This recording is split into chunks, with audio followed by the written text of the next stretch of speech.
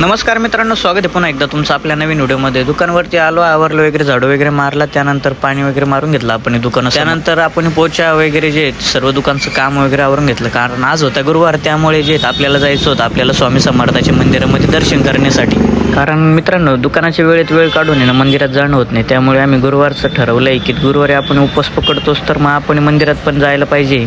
तुम्ही पण जाता का स्वामी समर्थाच्या मंदिरात गुरुवारच्या दिवशी? आम्हाला कमेंट करून नक्की. आणि आम्ही नेमकं 5 मिनिटं लेट झालो मित्रांनो, कारण 5 मिनिटापूर्वी स्वामी समर्थांची आरती झाली. प्रदक्षिणा वगैरे आपण घालून घेतली आणि मंदिरामध्ये आज थोडीशी गर्दी कमी होती बरं मित्रांनो, कारण आपण लेट आल्यामुळं थोडं तो बी फायदा झाला आपल्याला की दर्शन व्यवस्थित झालं, कारण गर्दीमध्ये आपलं दर्शन नसतं. गुरुवार असल्यामुळं सर्वजण थोडासा वेळ काढून स्वामींच्या चरणी येते. या ठिकाणी आपलं देखील दर्शन झालं मस्तपैकी आणि 5 मिनिटं आपण बसलो. स्वामी म्हणतो मनापासून भक्ती करा, मी तुम्हाला नक्की दर्शन वगैरे झालं आणि निघालो होतो आपण दुकानाच्या दिशेने. पण तेवढ्यात मी बाजूला बघितलं तर काय तर लोक करत होते आपल्या स्वामींच्या चरणी थोडंसं बाजूला छोटंसं सभागृह होतं, पण ते काही कारणास्तव तोडल्यामुळे जे मित्रांनो साफसफाईचं काम चालू होतं आणि तिथंच मग आपले भक्त आलेले होते. तर मग भक्तांनी सर्वांनी आपला एक छोटासा मदतीचा हात म्हणून या ठिकाणी करत होते सर्वजण. पण आपल्या बी इच्छा होती तिथं श्रमदान करण्याची, पण मित्रांनो आपण दुकान उघडं सोडून गेलेलो होतो, त्यामुळे आपल्याला काही वेळ देता आला नाही स्वामींना. आणि मंदिरासमोरच छान असे अंजीर आलेले होते विकण्यासाठी, मग आम्ही अंजीर वगैरे घेतला आणि निघालो दुकानाच्या दिशेने. तुम्ही आमचा ब्लॉग कुठून बघताय आम्हाला कमेंट करून नक्की सांगा. आणि रस्त्यात भेटले आपले मनोज भाऊ, त्यांना हाय बाय केला आणि निघालो आपण. सायंकाळी आले होते आपले मित्र आपल्याला भेटण्यासाठी. तर आमचा छोटासा ब्लॉग तुम्हाला कसा वाटला आम्हाला कमेंट करून नक्की सांगा. फॉलो करायला विसरू नका. धन्यवाद.